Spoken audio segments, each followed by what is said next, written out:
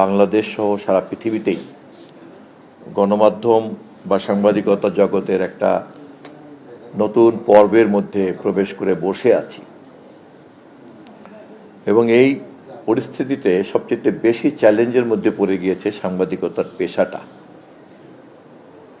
এবং এই পেশাটা এত চ্যালেঞ্জের মধ্যে পড়েছে যে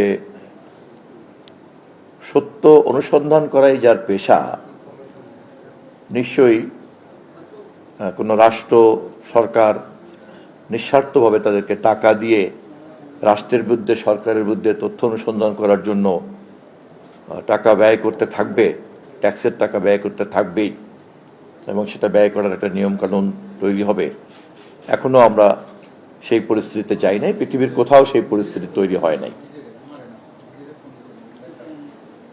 যে সমস্ত শিল্পপতিরা মিডিয়া ইন্ডাস্ট্রিতে বিনিয়োগ করতে চান, তারা স্বাভাবিকভাবেই মুনাফার জন্যই তো বিনিয়োগ করবেন, এবং যে সমস্ত বিজ্ঞাপনদাতারা গণমাধ্যমের উপরে ভর করে তাদের পণ্যের প্রচার করবেন, তারাও চাইবেন তাদের মতো করেই পণ্যের প্রচার বক্তব্যটা প্রকাশিত হোক, ছড়িয়ে পড়ুক। ফলে সাংবাদিকদের পেশাকে পৃষ্ঠপোষকতা দান করবে ওরকম কিন্তু কোনো কাঠামো এখন পর্যন্ত নাই, এটা খুব সত্য কথা। কিন্তু কিন্তু কোনো সভ্য দেশই, কোনো সভ্য সমাজই পৃথিবীতে এগোতে পারে না যদি সে তার সমাজের প্রকৃত চিত্র প্রতি মুহূর্তে নিয়মিতভাবে গণমাধ্যমে এবং সাংবাদিকতার মাধ্যমে আয়নার মতো প্রতিফলিত করতে না পারে। আমরা যেমন যে কোনো সুস্থ স্বাভাবিক লোক আয়নায় নিজের চেহারা না দেখে বুঝতে পারি না যে আমি ঠিক মানুষের সামনে যাওয়ার জন্য যথেষ্টভাবে প্রস্তুত কিনা, তেমনি একটি রাষ্ট্র এবং সমাজকেও কিন্তু প্রতি মুহূর্তেই আয়নার সামনে দাঁড় করিয়ে রাখতে হয়। তা নাহলে সে ভুল পথে যেতে পারে, সে একটা ভুল গন্তব্যে যেতে পারে, যা জনগণের জন্য, মানুষের জন্য ক্ষতি হয়ে যেতে পারে।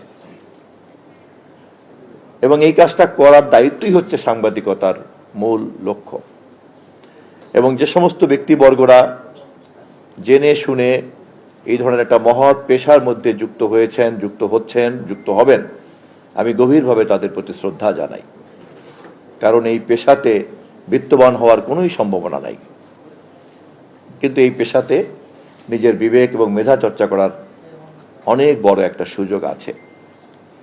এবং তাদের এই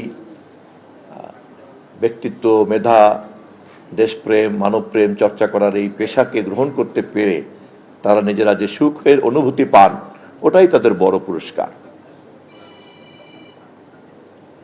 কিন্তু সাংবাদিকতার পেশাকে যদি একটি রাষ্ট্র বা সমাজ আমরা টিকিয়ে না রাখতে পারি, তাহলে সমাজ এবং রাষ্ট্রকে প্রতি মুহূর্তে আয়নার সামনে দাঁড় করিয়ে রাখতে আমরা ব্যর্থ হয়ে যাব। অতএব রাষ্ট্রের প্রয়োজনেই, সমাজের প্রয়োজনেই, দেশের প্রয়োজনেই, মানুষের প্রয়োজনেই দায়িত্বশীল সাংবাদিকতাকে সবসময় জীবন্ত রাখতে হবে, সজাগ রাখতে হবে, আয়নার মতো কাজ করবে, যা সারাক্ষণ সমাজকে দেখা যাবে, রাষ্ট্রকে দেখা যাবে। এবং যখন যখন চেহারার মধ্যে, সমাজের চেহারায়, রাষ্ট্রের চেহারায় যে সমস্ত ভুল ত্রুটি ধরা পড়বে, তখন তখন আবার এটাকে ঠিক করে নেওয়া হবে। আমরা যেমন করে এলোমেলো চুলকে আছড়ে নেই, জামার বোতাম ঠিক থাকলে ঠিক করে নেই, আমাদের গায়ের জামাতে দাগ পড়লে সেটাকে চেঞ্জ করে ফেলি, যা আমাকে আয়না বলে দেয় যে আমার মধ্যে কি কি পরিবর্তন আনা দরকার। তেমনি গণমাধ্যম এবং সাংবাদিকতাও রাষ্ট্র এবং সমাজে এই আয়নার দায়িত্ব পালন করে, যা প্রতি মুহূর্তে সমাজকে প্রতিফলিত করে। অতএব এই পেশার অস্তিত্ব ছাড়া একটা সভ্য সমাজ চলতে পারে না।